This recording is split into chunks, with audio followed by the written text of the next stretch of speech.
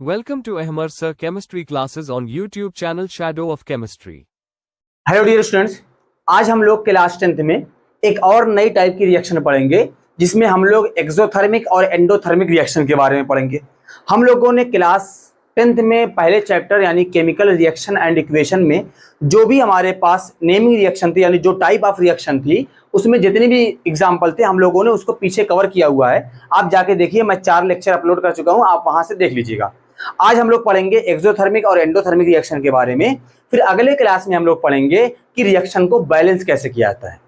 तो आओ बिना किसी देरी के हम लोग एक तरफ लिखते हैं एक्सोथर्मिक रिएक्शन और एक तरफ रखते हैं एंडोथर्मिक रिएक्शन। छोटा लेक्चर होगा लेकिन हर बात क्लियर कर लेंगे। देखो, एक तरफ मैं लिखता हूं हमारे पास एक्सोथर्मिक रिएक्शन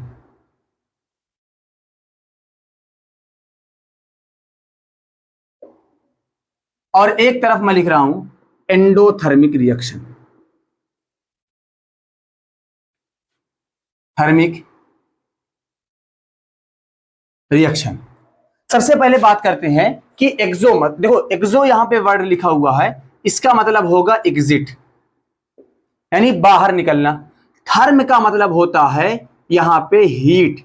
थर्म का मतलब क्या होता है? हमारे पास हीट, यानी एक ऐसी रिएक्शन जिसमें हीट निकलेगी उसको बोलेंगे एक्सोथर्मिक रिएक्शन।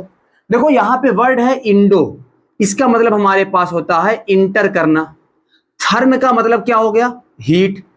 एक ऐसी रिएक्शन जिसमें हमको हीट देनी पड़ेगी उसको हम लोग बोलेंगे एंडोथर्मिक रिएक्शन। यानी कोई ऐसी रिएक्शन होगी जिसमें हम दो रिएक्शन करवाएं और रिएक्शन करवाते हुए हमको हीट भी देनी पड़ेगी तो हमारे पास कहलाएगी एंडोथर्मिक रिएक्शन। और अगर हीट निकलेगी तो वो हमारे पास कहलाएगी एक्सोथर्मिक रिएक्शन। अब एक बड़ा सवाल है, अक्सर ये पूछा जाता है कि इसमें हीट निकलती है एनर्जी निकलती है। तो ये सवाल बड़ा ही ऐसा सवाल है कि जैसे इसका दोनों जवाब दीजिए तो आप फंस जाएंगे। तो इसका जवाब इस तरीके से हम लोग देंगे कि हमारे पास निकलती तो हीट ही है लेकिन हीट अलग अलग फॉर्म में पाई जाती है। लाइट के फॉर्म में होती है हीट, एनर्जी के फॉर्म में होती है। तो किसी रिएक्शन में वो हीट एनर्जी के फॉर्म में निकलती है, किसी में वो हीट लाइट के फॉर्म में निकलती है। बात समझ आई? जैसे मैं एग्जांपल लेता हूं तो यहां पर डेफिनेशन लिखो, a reaction in which heat are release या इवॉल्व। तुम लोग यहां पे रिलीज भी लिख सकते हो, है ना? Release during reaction is called exothermic reaction. अब यहां पे क्या रहेगा? ए reaction in which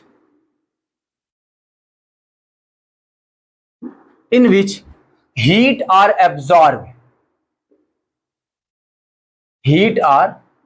absorbed during reaction, then this reaction is called endothermic reaction।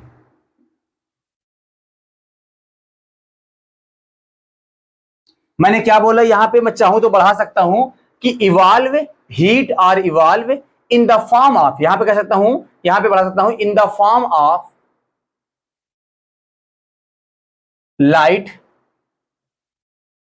और एनर्जी। लाइट और एनर्जी, तो हमारे पास ये कहलाएगा endothermic reaction, sorry exothermic reaction. यहां पे वही हो सकता है।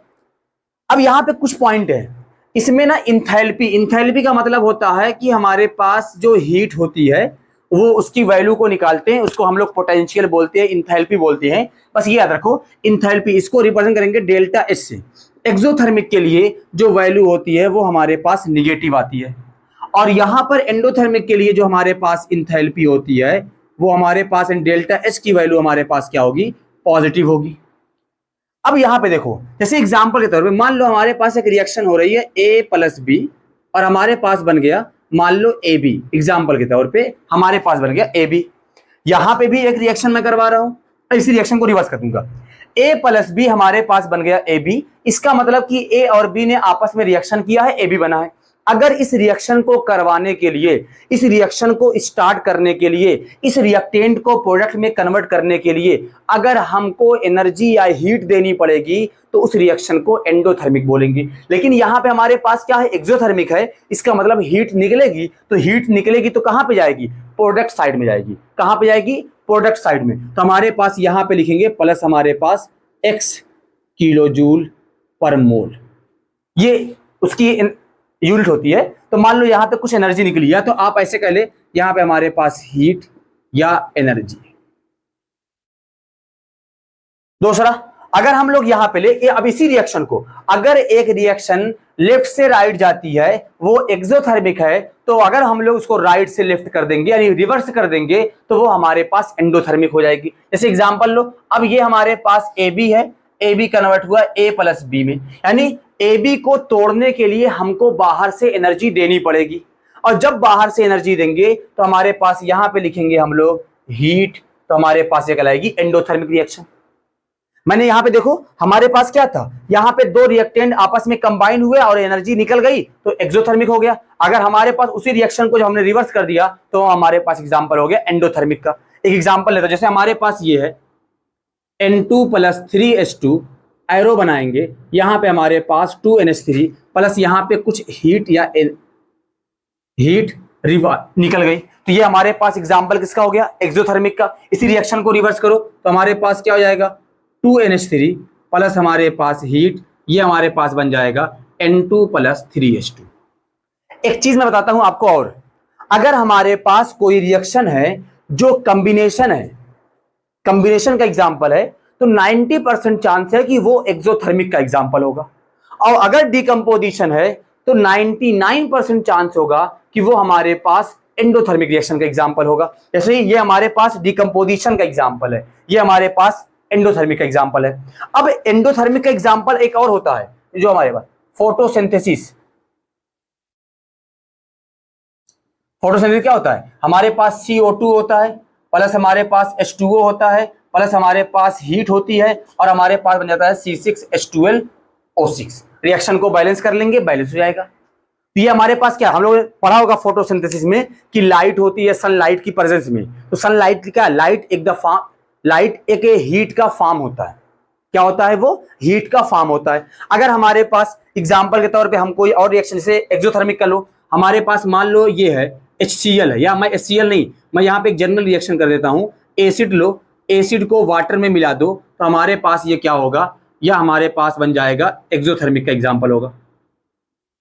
किसका होगा, एक्सोथर्मिक का। या आप एसिड की रिएक्शन करवा दो किसी बेस के साथ तो भी ये भी हमारे पास किसका एग्जांपल होगा, एक्सोथर्मिक का रिएक्शन का एग्जांपल होगा। इसीलिए यहां पे एक वर्ड बोला जाता है कि अगर आपसे एक क्वेश्चन आए कि बताओ पानी में एसिड मिलाना चाहिए या एसिड में पानी मिलाना चाहिए, बात तो दोनों सेम है, पानी और एसिड मिल रहे हैं, लेकिन यहां पे हमको ध्यान रखना पड़ेगा कि हम लोग पानी पहले भर लेंगे बीकर के अंदर, उसके बाद इसमें एसिड मिलाएंगे, ठीक है ना। ये आगे पढ़ाऊंगा एसिड बेस चैप्टर में। तो हमारे पास यहाँ पे अगर हम लोग एक्सोथर्मिक में और एग्जांपल की बात करें तो एक्सोथर्मिक में हमारे पास एक बड़ा अच्छा एग्जांपल है। जैसे ये मैं लिखता हूं यहाँ पे, ये हमारे पास है कैल्शियम ऑक्साइड प्लस हमारे पास है वाटर, ये हमारे पास बनेगा कैल्शियम हाइड्रोक्साइड। तो ये हमारे पास ये भी क्या कुछ हीट निकलेगी यहाँ पे। अगर मैं एंडोथर्मिक में एग्जांपल बताऊं तो एंडोथर्मिक में हमारे पास है CaCO3, इसको कुछ हीट देंगे तो हमारे पास ये क्या हो जाएगा, ये हमारे पास कहलाएगा CaO प्लस CO2, ये हमारे पास कहलाएगा, क्योंकि यहाँ पे कुछ ना कुछ हीट दे रही। तो कहने का मतलब ये हुआ, अगर हम लोग एक्सोथर्मिक रिएक्शन के बारे में बात कर रहे हैं तो एक्सोथर्मिक रिएक्शन उस रिएक्शन को बोलते हैं जिसमें हीट इवाल्व होती है, रिलीज होती है, निकलती है, और एंडोथर्मिक उस रिएक्शन को बोलते हैं जिसमें हीट या एनर्जी इंटर करती है। तो आज के लिए इतना ही। नेक्स्ट वीडियो जो बहुत ही इंपॉर्टेंट होगी, इसमें हम लोग बैलेंसिंग पढ़ेंगे, उसमें मिलते हैं, और आप लोग तब तक पढ़ते रहिए। Thank you for watching.